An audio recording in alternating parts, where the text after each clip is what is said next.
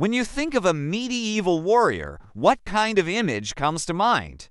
A heavily armored knight clad in steel from head to toe, wielding a sword and shield. Well, that's one type of medieval warrior, but certainly not the only type. In fact, there were plenty more varieties of fighters during the Middle Ages than just the classic knight. Some were fanatically religious fanatics who made the Crusades possible. Others were professional soldiers hired by kings and queens to form their armies. And some were common folk who fought for personal reasons like revenge or financial gain. So who were these mysterious medieval warriors, and why have you never heard of them? Let us find out in today's episode of Medieval Warriors You've Never Heard Of But Should Fear More Than Knights. Number 1. House Karls. The word knight can refer to an armored mounted warrior in general, but it can also refer specifically to an armored mounted warrior belonging to the nobility who is bound by oath to protect their king or queen. But the concept of the elite royal infantry existed in many kingdoms all over Europe and was usually composed of seasoned warriors, ambitious locals who wanted to advance their social standing, veterans of foreign wars, and other assorted rogues and mavericks who didn't fit into the rigid system of the medieval nobility. Most commonly, they were called House Karls because they lived in the households of kings and followed them around wherever they went. The name might sound silly now, but don't let that fool you. House Karls were incredibly tough, tenacious, and loyal foot soldiers. They wielded an imposing weapon, the Dane axe, which was designed to split through shields and chop down even horses. In battle, they formed the bulwark of any army they served in, anchored shield walls, kept unruly mobs under control, and enforced order on campaign. While knights charged into the fray with swords drawn and lances held high, House Karls stood firm against the enemy. They were also very important socially, since being invited to serve as a House Karl meant that you were trusted and honored by the king. So, if you got an invitation to join the royal guard, you showed up with your axe sharpened and ready to die at your post. No, too, longbowmen. We tend to think of bows and arrows as rather unsophisticated weapons in modern times, but they were incredibly sophisticated during the Middle Ages. Medieval archers could fire off arrows faster than modern archers, with some English longbowmen able to shoot 10 to 12 arrows per minute. These guys weren't your run-of-the-mill archers either. They were masters of the longbow, which had draw weights of 100 to 160 pounds, and could shoot arrows hundreds of yards through the air. They were so precise and deadly that they could easily take out charging cavalry horses and infantry soldiers alike. Longbows were so important to the English during the 100 Years' War that entire supply trains were devoted to getting them ammunition.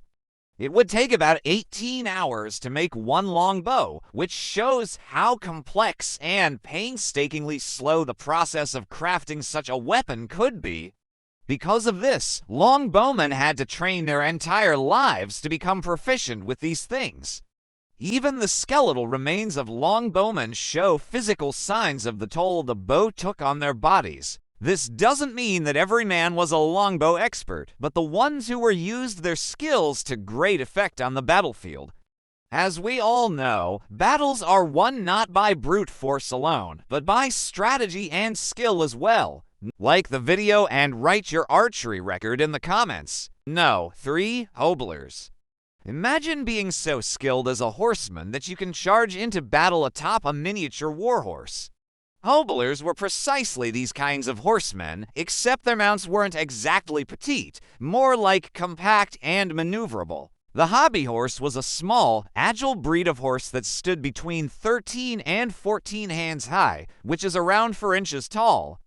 This made them lighter and quicker than the big war horses favored by knights, but they were still powerful enough to carry a man into battle. The hobolars developed in England during the late Middle Ages when new military tactics started emphasizing mobility and guerrilla-style warfare. This caused the English to look for cheaper alternatives to knights that could keep up with the fast pace of the new style of fighting. At first, the hobolars were viewed with contempt by the English nobility, who considered them beneath them because they were generally recruited from minor landholders and yeomen who couldn't afford full suits of armor. But the hobolars' usefulness quickly grew, causing the English to change their tune. Hobolars specialized in raids, scouting, ambushes, and pursuit.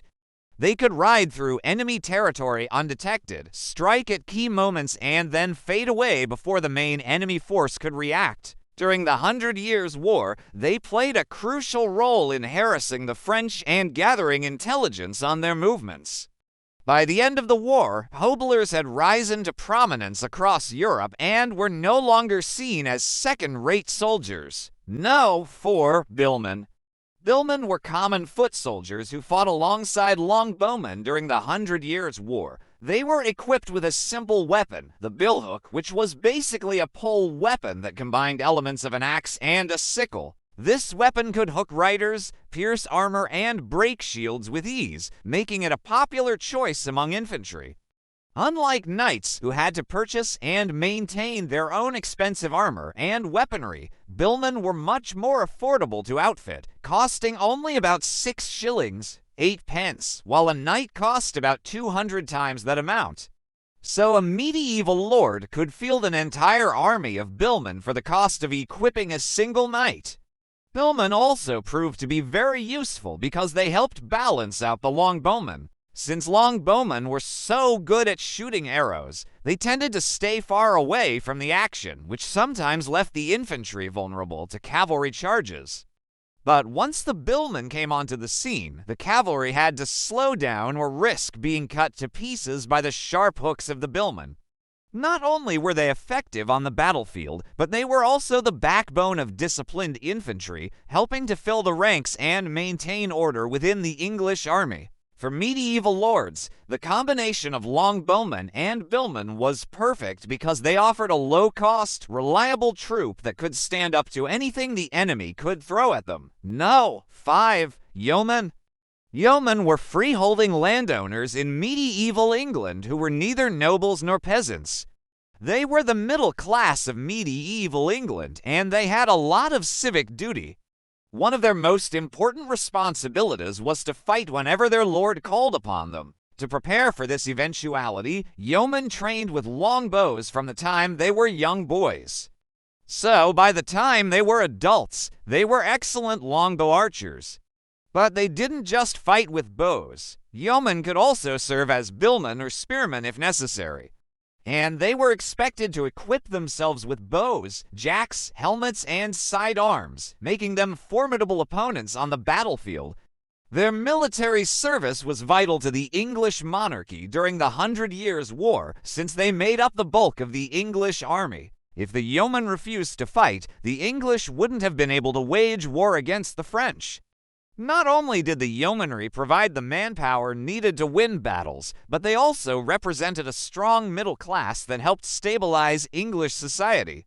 This was in stark contrast to the French system, where most of the population were peasants who didn't have much power or influence. The yeomen were able to secure their place in medieval society through their military service, and in turn, they helped make England one of the most powerful countries in medieval Europe.